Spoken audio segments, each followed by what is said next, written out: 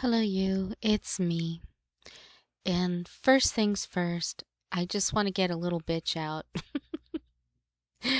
um, I was listening to Becca Scoops, and she always is a plethora of information.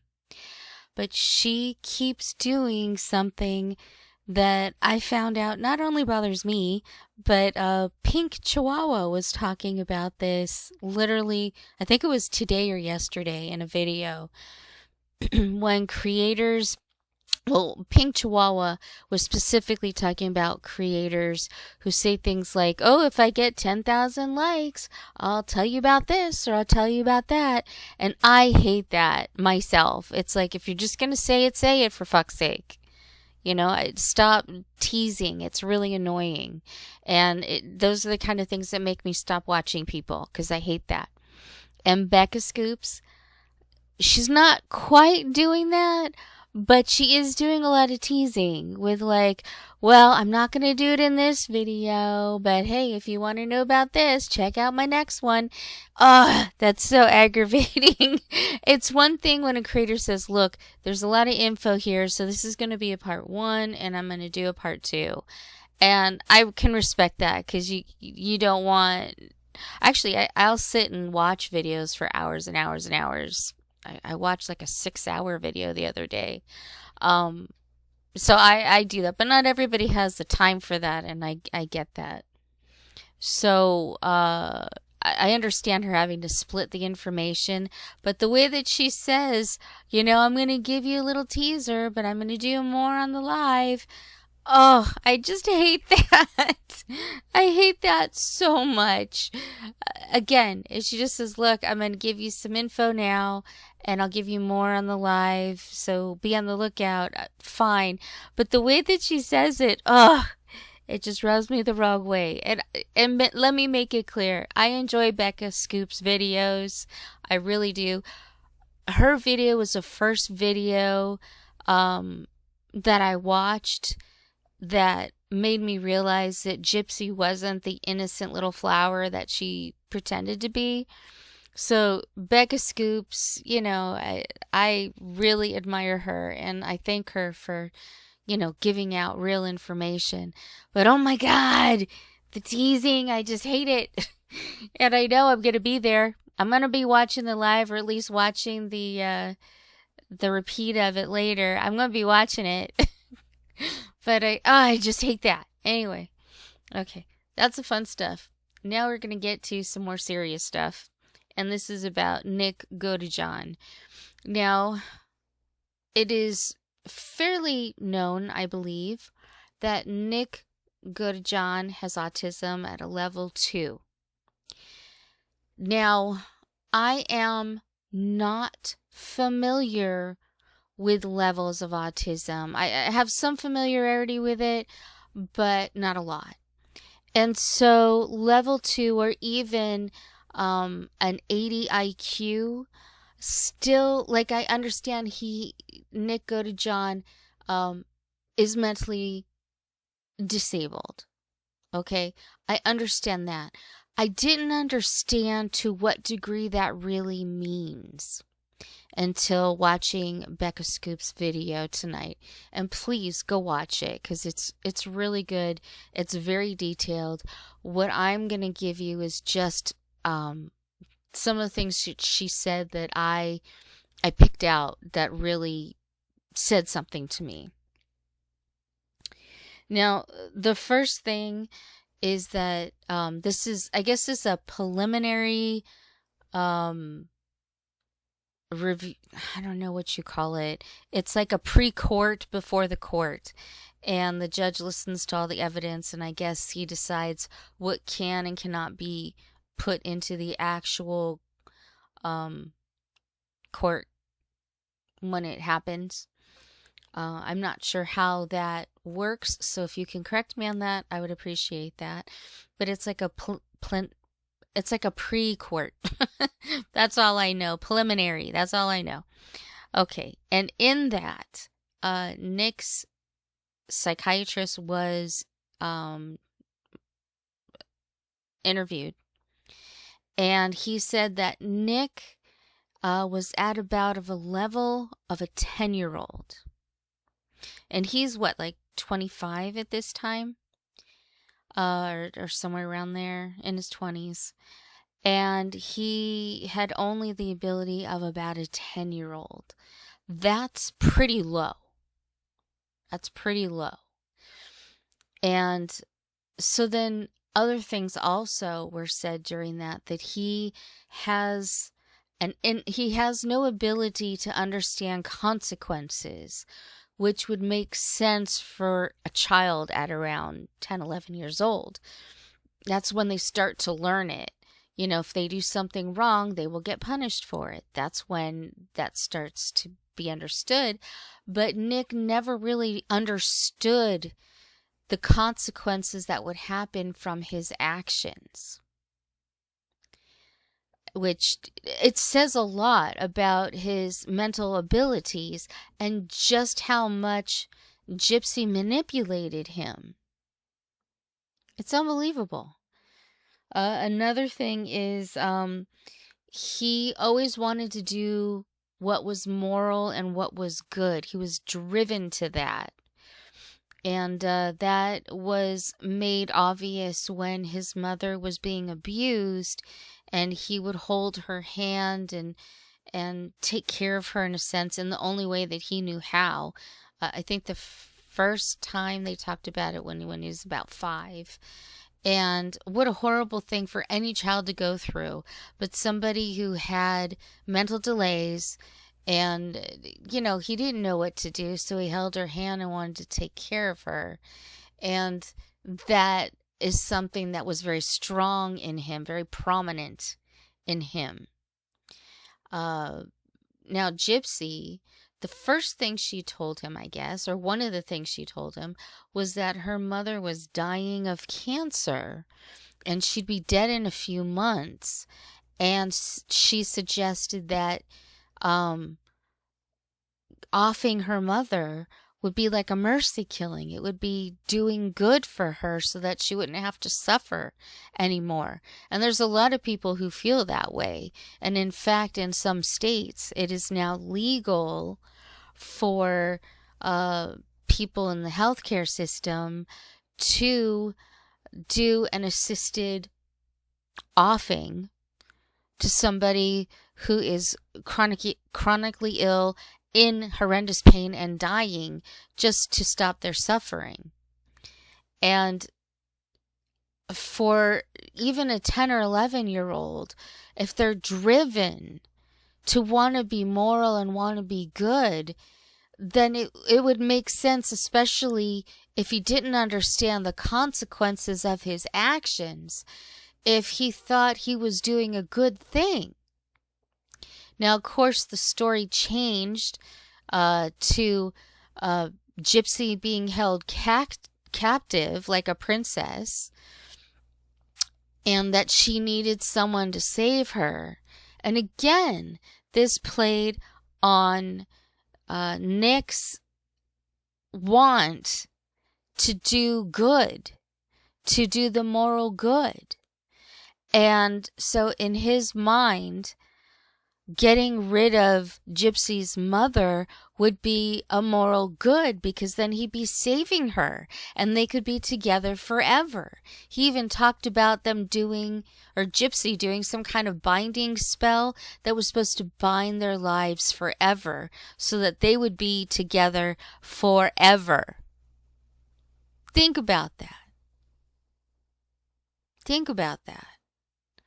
This poor guy who was very easily manipulated, according to what the psychiatrist said. He's very easily manipulated. He wanted to do moral good. He was driven to do that. And he didn't understand the consequences of his actions. He just wanted to do what was right. And Gypsy took full advantage of that. The only reason why I'm talking about it, because I'll be honest with you guys, I feel like garbo. I'm so tired. I don't know what's wrong with me. I'm just exhausted. But this just riled me up and made me so angry that Gypsy then in turn keeps twisting that knife, pun intended, and making Nick look like the criminal, make her mother look like the criminal. But the only criminal here is Gypsy. She took advantage of a man who had the ability of about a 10-year-old without any understanding of consequences, who just wanted to do good. And look what she did to him. Even the psychiatrist said that she ruined not only Dee Dee's life, but Nick's. They admitted that he didn't have a fair trial. They admitted that somebody gave information to that thing on HBO, Mommy, Dead and Dearest. Now, this is not something I have seen, but apparently there's information that was put into that to make Gypsy look good and to make Nick look like a violent criminal. And the information that they got was from the DA's office, not from Nick's attorney, but from somebody in that office who gave out information that made Nick look bad. These people are fucking criminals. I can't even look at Nick as a criminal when you compare him to Gypsy and her fucking clan and all of the people around her, including the authorities that just fucked this poor kid. They fucked Nick so hard. He didn't deserve it. Now, what does he deserve? I'm not sure. Because he did go there with the intention of doing the moral right thing because Gypsy convinced him to. Although I still don't think he did what he thinks he did or what everyone else thinks he might have done. I think Dee Dee was already gone before he got there, or nearly gone, and what he did really didn't do anything except maybe exacerbate the situation a little bit. That's my opinion. But he doesn't deserve life in prison. If you want to put him into a state-run home where he can be watched at all times, sure. But he was trying to do the moral good. He wasn't trying to be violent and rape and murder people. That wasn't his goal. In fact, even Nick's mother said that he was never violent growing up, and the only thing he did when he got frustrated was cry. And I understand that because I do that too. Sometimes I get so frustrated, I just cry. I gotta let it out. But Nick was never a violent kid. He was never a violent adult. Gypsy turned him into some kind of twisted reality and just fucked him. It makes me so angry. It really does. That she pushed and pushed and pushed. This is the moral good. This is what you have to do to save me. And he did it to save her. And then she threw him under the bus. It's a very... Morgan Elena put out a song that I joked and said wasn't as good as mine, but it's still good. It's actually a really good song. I don't think she has a name for it. I called it Twisted. But it very much talks about how twisted Gypsy is and turning a fairy tale into some twisted, disgusting mess. And that's what Gypsy did. Gypsy did that, not Nick. And Becca Scoops pointed out something very interesting that I never really paid attention to. When Dr. Phil asked Gypsy, this little girl character you have called Kitty, who did you make that for? And she said, oh, well, for Nick's little boy character. Where's the name? She had the name Victor. She threw that out all the time. But where's the little boy name? Where's the sexual name? She had a name, Candy. How come Nick didn't have one? Because it was all bullshit? Because she was lying? Because she's the one who had all the twisted, weird fantasy people in her head and Nick didn't? Yeah, maybe that's it. But I just, the more and more I hear about this stuff, the more I feel bad for Nick. Nick is an adult who needs to be watched at all times because he doesn't have the ability to take care of himself. And it is so sad that he was manipulated for years and fell, in my opinion, fell victim to Gypsy. And then she just twists it around, and because Nick is male, and because she seems to have a whole lot of friends in the judicial system, they flipped it around and pushed it all on Nick. And it just, I don't know what to say about it. It just makes me so upset.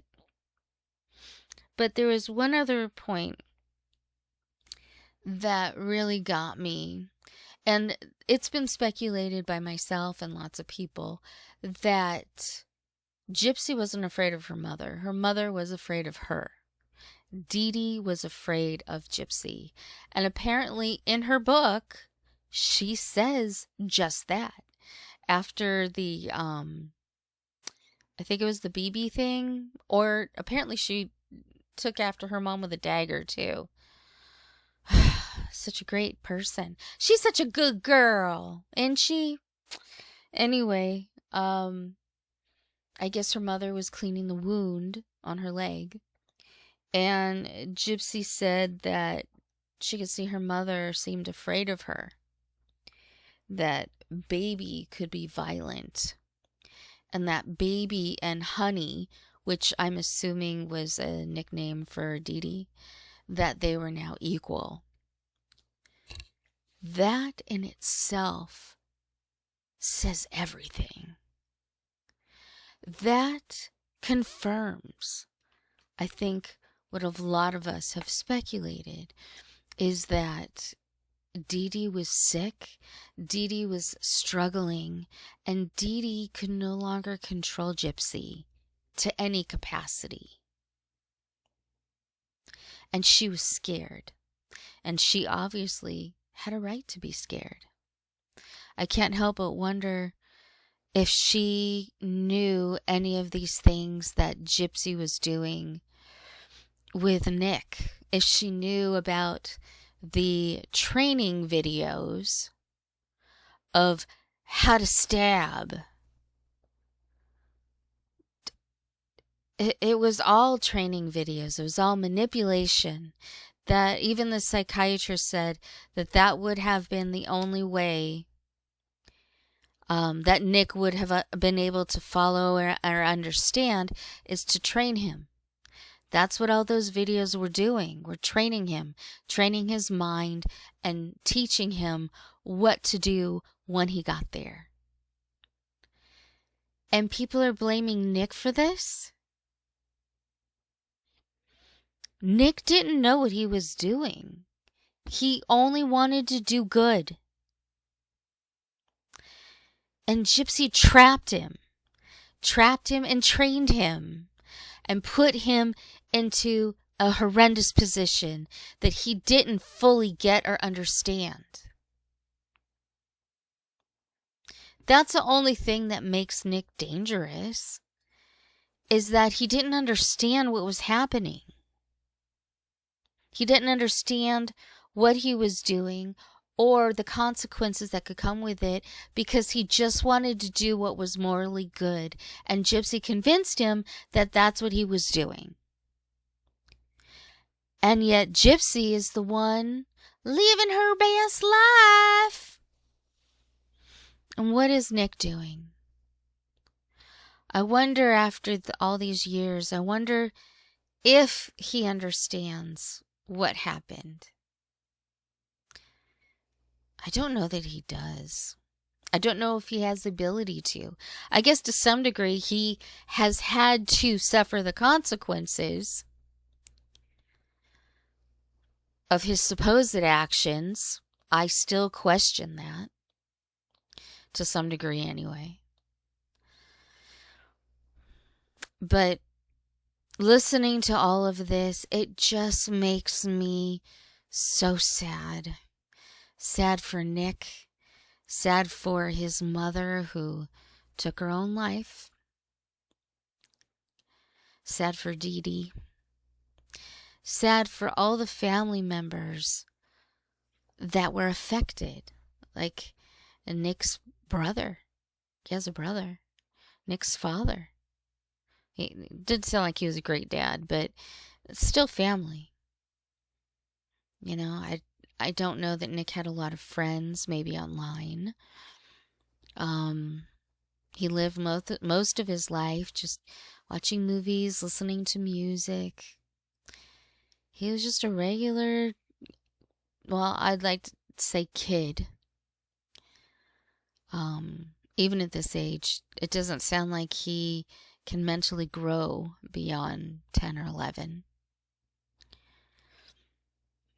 And Gypsy is still out there manipulating and harming people right, left, and sideways.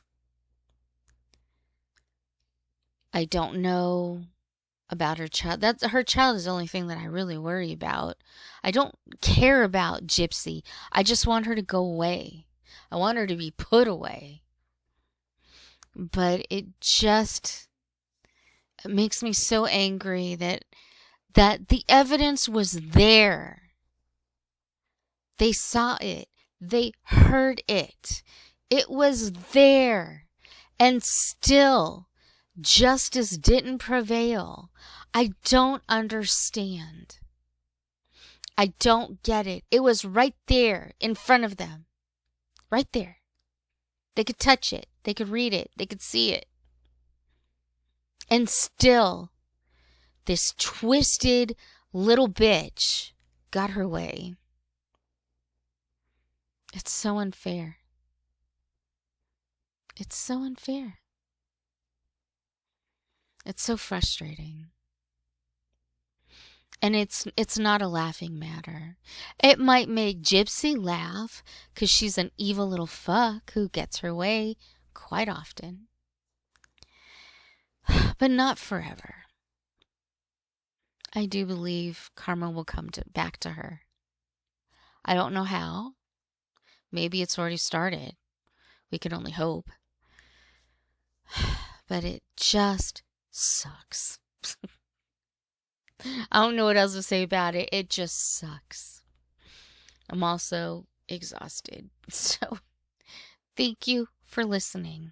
I really appreciate it. And I guess that's all I got to say.